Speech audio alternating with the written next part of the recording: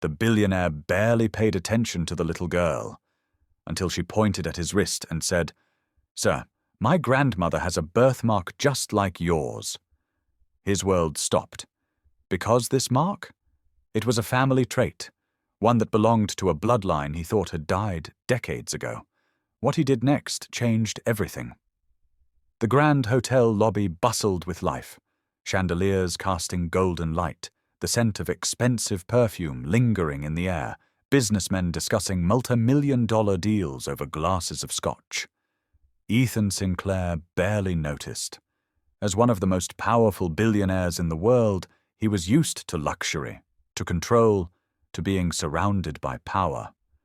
But nothing prepared him for what happened next. He was adjusting his cufflinks, waiting for his driver, when a tiny voice cut through the noise. "Sir?" Ethan glanced down, barely sparing a second thought for the little girl standing in front of him.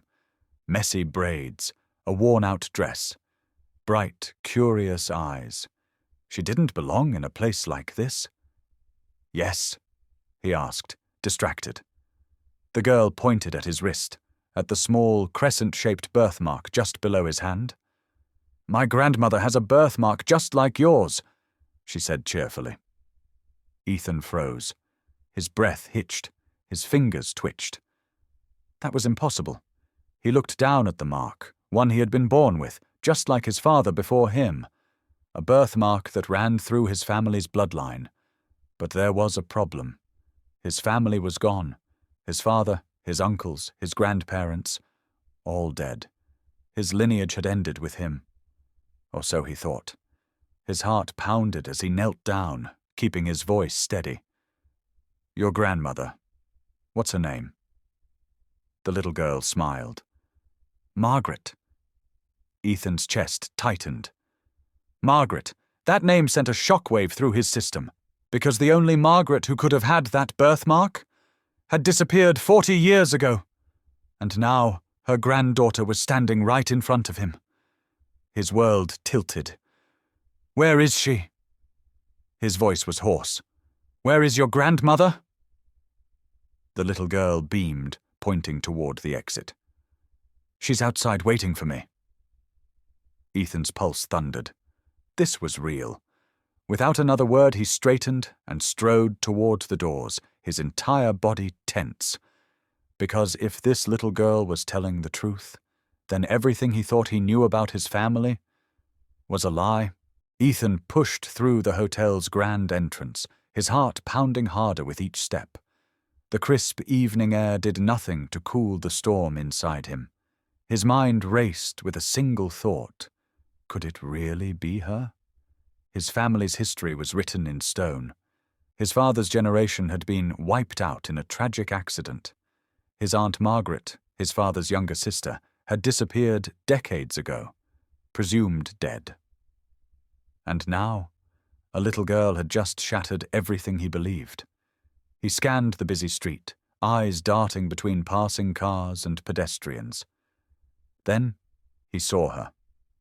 An elderly woman stood by the sidewalk, holding a small shopping bag. She looked nothing like the Margaret from the old family photos. Her hair was silver now, her posture slightly hunched, but her face, her eyes. Ethan's breath caught. It was her. The little girl ran ahead, grabbing the woman's hand. "Grandma, I met a nice man inside." Margaret smiled warmly, then looked up. And the moment her eyes met Ethan's, everything stopped. Her hand trembled. Her lips parted in a silent gasp. For a few agonizing seconds they just stared at each other, the weight of 40 lost years crashing between them. Then, in a whisper, Margaret spoke. "Charles." Ethan's stomach twisted. She thought he was his father. His voice came out hoarse. "I'm Ethan. Charles was my father."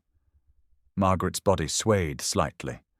She gripped a nearby lamp post for support, her breath shaky. "Your father. My brother. He had a son?" Ethan swallowed hard, stepping closer. "He did, and he spent his whole life believing you were dead." Tears welled in Margaret's eyes. I had no choice. Ethan clenched his fists. That wasn't an answer. What happened to you? Margaret exhaled sharply, looking around, nervous, hesitant, as if she wasn't sure how much she should say. The little girl frowned. Grandma, are you okay? Margaret quickly wiped her eyes and forced a smile. Yes, sweetheart, everything's fine. But Ethan saw the truth. Nothing was fine. His jaw tightened. No more secrets, Margaret. His voice was quiet but firm. You owe me the truth. Margaret inhaled shakily. If I tell you, Ethan, you might wish you never found me. A chill crawled up his spine. What was she hiding? And why did it feel like this was just the beginning of something much, much bigger? Ethan's pulse pounded. For 40 years, his father had mourned the loss of his sister. The Sinclair family name had nearly vanished, except for him. And now, standing right in front of him, was the one person who was never supposed to exist. Margaret Sinclair, alive, and hiding something. His jaw tightened. You owe me the truth, Margaret. Now! Margaret looked around, her fingers gripping the shopping bag tightly. She was nervous, not just shaken, afraid. She exhaled. Not here, she whispered. It's not safe. Ethan frowned. Safe from who? Margaret shook her head. Please, Ethan, if you really are Charles's son, you'll listen to me. We can't talk about this here. His entire body tensed. Something was very, very wrong. The little girl tugged at Margaret's sleeve. Grandma, are we going home now? Margaret forced a smile. Yes, sweetheart, we're going home.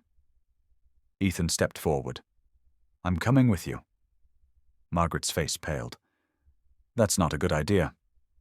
Ethan arched an eyebrow. Too bad. I just found out my family history is a lie, and you expect me to walk away? Margaret hesitated. Then, reluctantly, she nodded. All right, but once we get there, you have to promise me something. Ethan's voice was sharp. I don't make promises without knowing the terms. Margaret met his gaze, her next words chilling him to the bone. Once you hear the truth, Ethan, there's no going back. A strange silence settled between them. For the first time in years, Ethan wasn't in control. And deep down, he had a sinking feeling that whatever truth Margaret had been running from for decades was about to destroy everything he thought he knew. Ethan sat in the back seat of Margaret's worn-out sedan, the little girl, her granddaughter, humming softly in the front seat. The city lights faded behind them as they drove toward the outskirts, where quiet neighborhoods replaced towering skyscrapers. His mind raced. 40 years of lies. A missing woman. A family secret buried so deep that she still feared for her safety. And somehow he was at the center of it. Margaret hadn't spoken much since they left the hotel. Her hands gripped the steering wheel tightly, her eyes darting toward the rearview mirror every few minutes, as if she expected someone to be following them. Ethan noticed, and he didn't like it. When they finally pulled up to a small house surrounded by trees, Margaret parked but didn't get out immediately.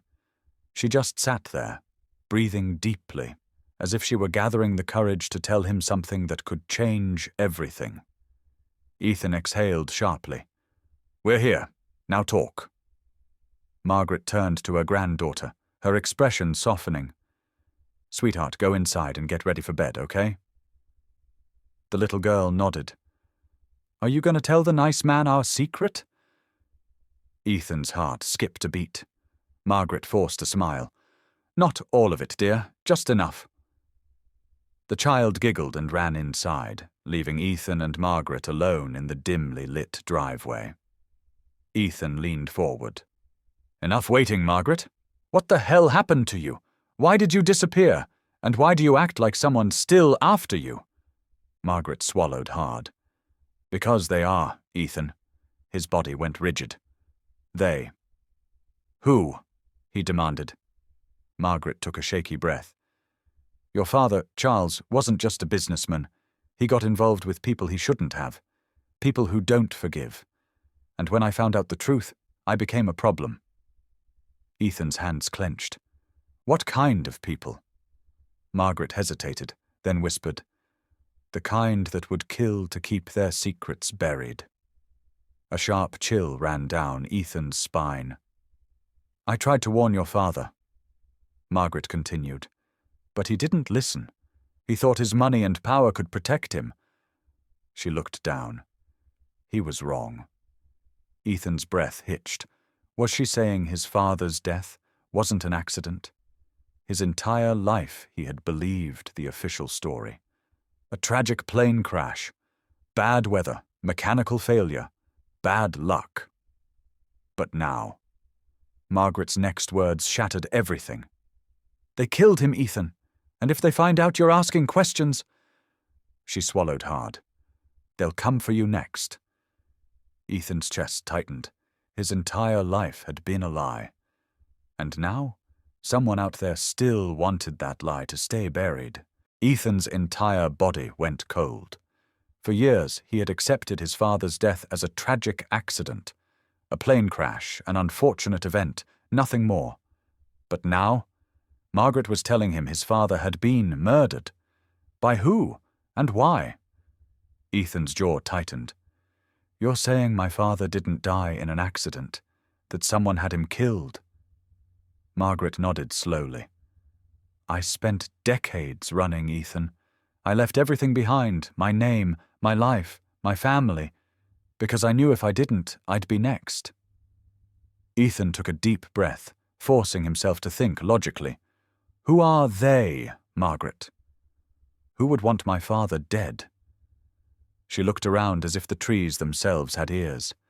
Then, in a whisper, she said a name that made Ethan's blood run cold. Montgomery. Ethan stiffened. Vincent Montgomery. The name was legendary in the business world, a man known for his empire, his ruthless tactics, his ability to make competitors disappear overnight.